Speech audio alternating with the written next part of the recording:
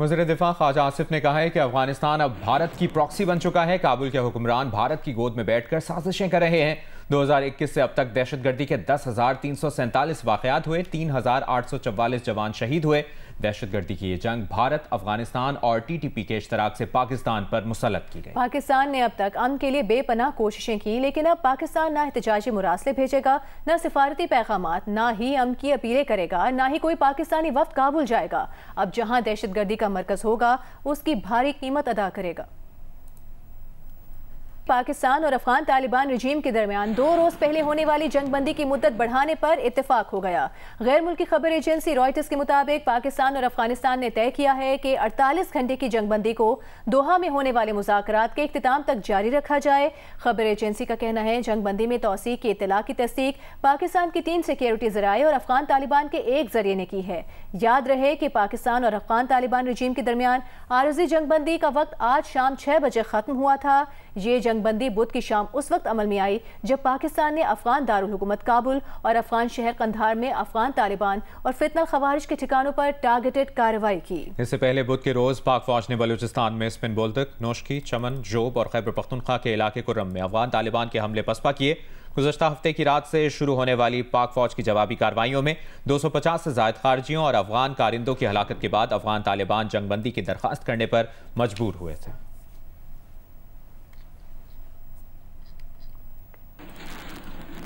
वज़ीर आज़म शहबाज शरीफ ने कहा है कि अफगान पनाहगुज़ीनों को अब पाकिस्तान से वापस जाना होगा। अब पाकिस्तान में सिर्फ वो अफगानी रहेगा जिसके पास वीज़ा होगा। आला सतह के इजलास की सदारत करते हुए वज़ीर आज़म ने कहा कि अब अफगान पनाहगुज़ीनों को कोई इजाफी मोहलत नहीं दी जाएगी। अफगान सरजमीन से पाकिस्तान पर दहशतगर्द हमले होना और इन हमलों में अफगानों का मुलविस होना पाकिस्तान के लिए तशवीश का बाइस है।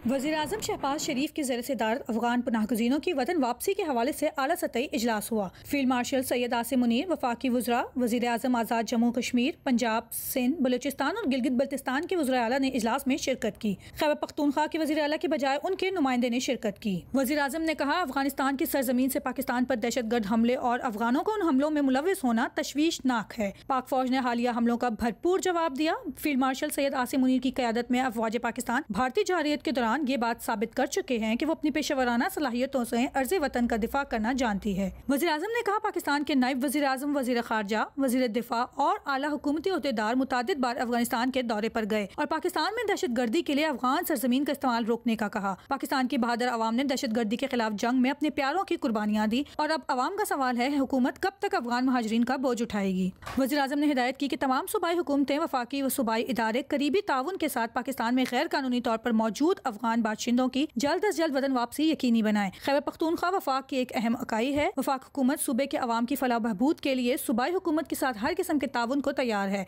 इजलास को ब्रीफिंग में बताया गया कि 16 अक्टूबर 2025 तक 14,77,552 अफगान महाजरीन को वतन वापस भेजा जा चुका है। एग्जिट पॉइंट्स बढ़ाए जा रहे हैं। तमाम अफगान महाजरीन को वापस भेजा जाएगा। कोई इजाफी मोहलत नहीं दी जाएगी। अब सिर्फ वीजा होल्डर अफगान ही पाकिस्तान में रह सकेगा। साथी रिपोर्टर अयाज अकबर यूसुफ जई के साथ एनी साजिद, जियो न्यूज़, इस्लामाबाद। सिक्योरिटी ज़राए का कहना है अफगान तालिबान रजीम से मुज़ाकरात के लिए पाकिस्तानी वक्त का कल हफ्ते के रोज दोहा रवाना होने का इम्कान है। इस बारे में बात करेंगे नुमाइंदा जियो न्यूज़ एजाज सैयद से। एजाज कहेगा कौन कौन और किस ओहदे के लोग पाकिस्तानी वक्त का हिस्सा होंगे और मुज़ाकरात के एजेंडे के इब्तदाई निकात क्या हैं? जी, पाकिस्तान इस वक्त मुंतजर है कि अफगानिस्तान अपने वफद के किन अरकान को दोहा में भेजता है, क्योंकि पाकिस्तान चाहता है कि वो अरकान दोहा में जाएं जो कालादम TTP पर असर रखते हों और अफगान हुकूमत में उनकी हैसियत हो कि वो TTP को रोक सके, और उनको देखते हुए पाकिस्तान अपने वफद का ऐलान करेगा। हमें जो बताया गया है कि ज़राए के मुताबिक मोस्ट लाइकली है कि अगर अफगान हुकूमत ने उस लेवल के बंदे भेजे तो मोस्ट लाइकली ये है कि पाकिस्तान के वज़ीर दिफा ख्वाजा आसिफ वफद को लीड करेंगे, लेकिन अगर जूनियर सतह के लोग हुए तो फिर मुमकिन है कि वफद की जो तश्कील है या लीडरशिप है उसको तब्दील भी किया जाए।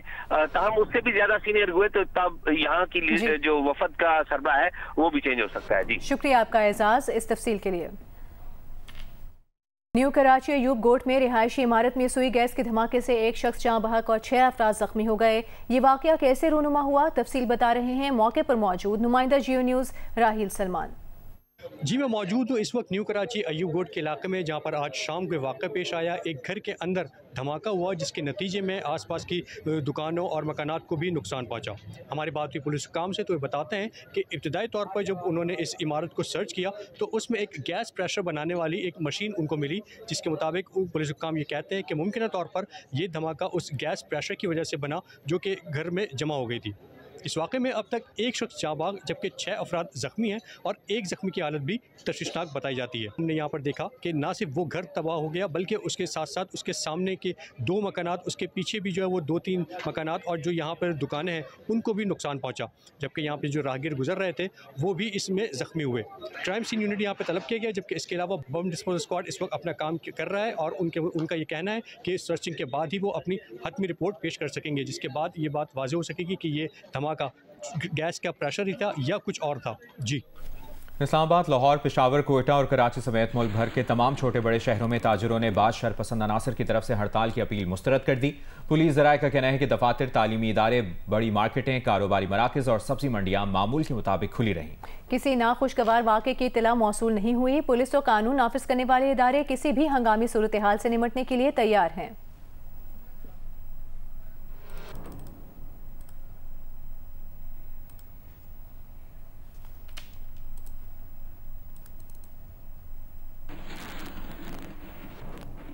एक मजहबी जमात के पुरतशद्दुद एहतजाज के बाद लाहौर और मुरीदके में दर्ज 25 मुकदमात में गिरफ्तारियों का सिलसिला जारी है। पुलिस के मुताबिक अब तक पंजाब भर से 5100 अफराद को गिरफ्तार किया जा चुका है।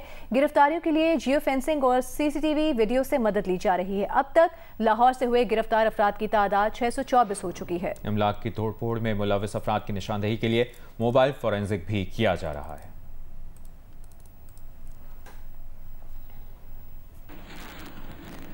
फनकारों की माली मदद के लिए कायम लेजेंड ट्रस्ट के फंड में 6 करोड़ रुपए से ज्यादा की खुर्द-बुर्द के मामले पर गवर्नर सिंध कामरान टिसोरी ने कहा है कि गवर्नर हाउस को ट्रस्ट के माली मामलात या किसी चेक पर दस्तखत करने का इख्तियार नहीं है। ट्रस्ट का सेक्रेटरी हुकूमत सिंध का सेक्रेटरी बराए सकाफत होता है, जो ट्रस्ट के तमाम माली उमूर का बराह रास्त जिम्मेदार है। वो 13 अक्टूबर को इस मामले की इंक्वायरी का हुक्म दे चुके हैं। सिंध के फनकारों की माली मदद के लिए कायम लेजेंड ट्रस्ट के फंड में करोड़ों रुपए की खुर्द-बुर्द के मामले पर गवर्नर हाउस और महकमा सकाफत सिंध आमने सामने आ गए। ज़राए के मुताबिक लेजेंड ट्रस्ट के निजी बैंक में मौजूद अकाउंट से 6 करोड़ रुपए से जायद रकम जालसाजी से निकलवाने के इंकशाफ पर गवर्नर हाउस हरकत में आ गया और महकमा सकाफत सिंध को 13 अक्टूबर को लिखे गए खत के जरिए मामले की इंक्वायरी की हिदायत कर चुका है। इब्तदाई मालूमात के मुताबिक महकमा सकाफत के एक मुबैना जाली खत के जरिए निजी बैंक से लेजेंड ट्रस्ट के अकाउंट की चेक बुक जारी करवाई गई, जिसके बाद मुख्तलिफ चेक्स के जरिए 6 करोड़ रुपए से जायद रकम निकलवाई गई। इस हवाले से गवर्नर सिंध कामरान टिसोरी का कहना है कि गवर्नर सिंध या गवर्नर हाउस को लेजेंड ट्रस्ट के किसी मामले या चेक पर दस्तखत करने का इख्तियार नहीं। लेजेंड ट्रस्ट का सेक्रेटरी हुकूमत सिंध का सेक्रेटरी बराए सकाफत होता है, जो बैंकिंग उमूर समेत ट्रस्ट के दीगर माली मामलात का बराह रास्त जिम्मेदार है। जालसाजी में मुलविस अनासिर के खिलाफ कानून के मुताबिक सख्त कार्रवाई की जाएगी। दूसरी जानिब वजीर सकाफत सिंध जुल्फिकार शाह का कहना है कि वजीर आला और चीफ सेक्रेटरी सिंध को लेजेंड ट्रस्ट के फंड में चोरी से आगाह कर दिया है और इस मामले की तहकीकात महकमा एंटी करप्शन से कराई जाएगी। कामरान रजी, जियो न्यूज़, कराची। कराची के इलाके औरंगी टाउन के कतर अस्पताल के गायनी वार्ड में आग लग गई। फायर ब्रिगेड का कहना है कि आग पर काबू पा लिया गया है। कराची के इलाके औरंगी टाउन के कतर अस्पताल के गायनी वार्ड में आग लग गई है। फायर ब्रिगेड हुक्काम की जानिब से बताया गया है कि आग पर काबू पा लिया गया है।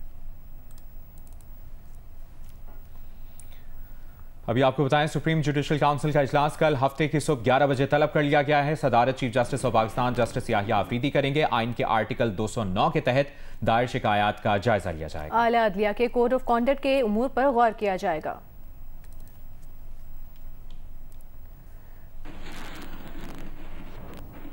वज़ीर ख़जाना आज़ाद कश्मीर अब्दुल माजिद खान और वज़ीर खुराक चौधरी अकबर इब्राहिम मुस्ताफ़ी हो गए। प्रेस कॉन्फ्रेंस में इस्तीफे का ऐलान कर दिया। माजिद खान ने कहा, बाकायदा मनसूबाबंदी के तहत मुहाजिरीन की 12 नशिस्तें खत्म करने का फैसला किया गया। वज़ीर आज़म आज़ाद कश्मीर अनवारुल हक इस सारे अमल के जिम्मेदार हैं। मौजूदा हालात में हुकूमत के साथ नहीं चल सकते। अकबर इब्राहिम ने वज़ीर आज़म आज़ाद कश्मीर से इस्तीफे का मुतालबा किया। ब्रेक के बाद आपको बताएं, वज़ीर आज़म शहबाज शरीफ की ज़ेर सदारत इजलास में वज़ीर आला खैबर पख्तूनख्वा सुहेल आफरीदी शरीक नहीं हुए। उनकी नुमाइंदगी साबिक सूबाई मुशीर खजाना मुजम्मिल असलम ने की। दूसरी जानिब वज़ीर आला खैबर पख्तूनख्वा ने बानी PTI से जेल में मुलाकात के लिए इस्लामाबाद हाई कोर्ट से रुजू कर लिया है। दरखास्त में कहा काबीना की तश्कील और गवर्नेंस के हसास मामलात पर बानी से रहनुमाई लेना लाजमी है। Chief justice Pakistan justice Yahya Afridi के नाम खत में वज़ीर आला ने बानी PTI से मुलाकात के लिए अडयाला जेल हुकाम को हिदायत देने की दरखास्त की। कहा विफाकी वज़ीर दाखिला और महकमा दाखिला पंजाब को भी मुलाकात के लिए लिख चुके हैं, लेकिन बानी PTI से मुलाकात नहीं कराई गई।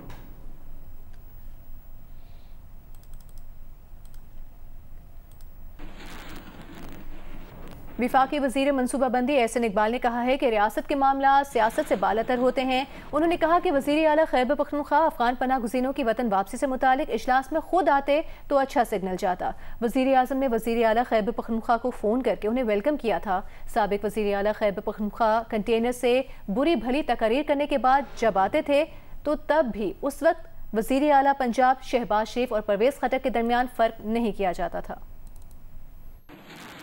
वज़ीर आज़म शहबाज शरीफ ने नौ मुंतखब वज़ीर आला KP को मुंतखब होने के बाद खैर सगाली का फ़ोन किया और उन्हें वेलकम किया और उन्हें कहा कि हम हर सतह पर खैबर पख्तूनख्वा के साथ मिलकर काम करने का अज़म और इरादा रखते हैं। पहले भी जो वज़ीर आला थे अली अमीन गंडापुर साहब, उनके साथ मिलकर हमने काम किया। उससे पहले जब धरना था और परवेज़ खटक साहब कंटेनर से हमें बहुत सारे वो बुरी भली तकरीरें किया करते थे, तब भी जब वो हमारे पास बैसियत वज़ीर आला आते थे तो हमने कभी उनके दरमियान और पंजाब में जनाब शहबाज शरीफ साहब के वज़ीर आला होने के दरमियान फ़र्क नहीं किया था, क्योंकि वो एक फेडरेटिंग यूनिट के नुमाइंदे थे और हम आज भी वही जज्बे के साथ सबको बराबर देखते हैं। तो अगर वज़ीर आला ख़ुद तशरीफ़ लाते तो मैं समझता हूँ कि वो एक बड़ा अच्छा सिग्नल होता कि वो कौमी सतह पर, फेडरेशन की सतह पर, सियासत में और जो कौमी ज़िम्मेदारियाँ हैं उसमें फ़र्क बरकरार रख रहे हैं। वफाकी वज़ीर इत्तलात अता तार ने कहा है कि वज़ीर आला खैबर पख्तूनख्वा सुहेल आफरीदी इजलास में बैठकर बातचीत करने पर यकीन नहीं रखते। इस्लामाबाद में होने के बावजूद अमन अमान से मुताल्लिक़ अहम इजलास में वज़ीर आला खैबर पख्तूनख्वा की गैर हाज़िरी सियासी स्टंट है। इससे किसी का नुकसान नहीं होगा, किसी को फ़र्क नहीं पड़ेगा, नुकसान खैबर पख्तूनख्वा के अवाम का होगा।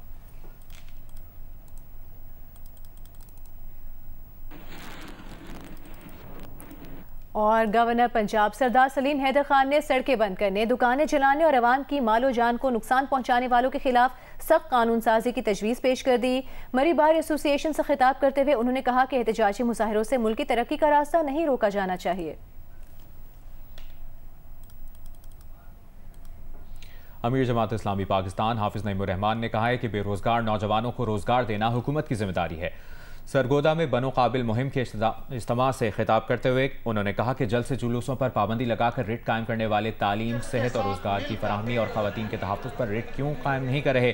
पंजाब में 25,000 से ज़ायद स्कूलों को आउटसोर्स कर दिया गया। 1 करोड़ से ज़ायद बच्चे आउट ऑफ स्कूल हैं, उन्हें स्कूल क्यों नहीं भेजा जा रहा।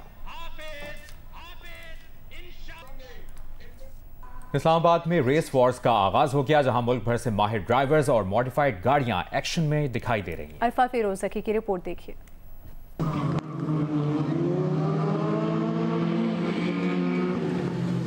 गाड़ियों का शोर, रफ्तार का जुनून और गाड़ियों के शौकीन अफराद का जोश। इस्लामाबाद के परेड ग्राउंड शक्करपड़िया में 3 रोजा रेस वॉर्स फेस्टिवल शुरू हो गया। पहले रोज हेड टू हेड मुकाबले हुए, हफ्ते को ड्रिफ्टिंग होगी, आखिरी रोज इतवार को तेज तरीन गाड़ियों के दरमियान ड्रैग रेस होगी।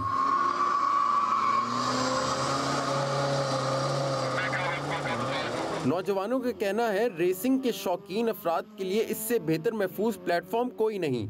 हम अपनी इतनी प्यारी प्यारी गाड़ियाँ तैयार करके रखते हैं, संभाल के रखते हैं, तो मेरे ख्याल से ये ना इस तरह के इवेंट्स होने चाहिए ताकि हम अपनी गाड़ियाँ दिखा सकें। हम जैसे लोगों के लिए तो एक बहुत फन इवेंट है। हम तो कोशिश करते हैं बजाय कि यार हम मतलब रैंडमली जिस तरह हर बंदा जो है सड़क पे गाड़ी भगा रहा होता है, एक कंट्रोल एनवायरनमेंट में आपको एक अच्छा मौका मिल जाता है सेफ्टी के साथ कि अपनी गाड़ियाँ आप टेस्ट आउट करो और अपना शौक पूरा करो। पुरजोश नौजवान शक्करपड़िया में सजे मेले से बहुत खुश हैं। कहते हैं महफूज तफरी का मजा निराला है। कैमरामैन रिजवान शाह के साथ अरफा फिरोज ज़की, जियो न्यूज़ इस्लामाबाद।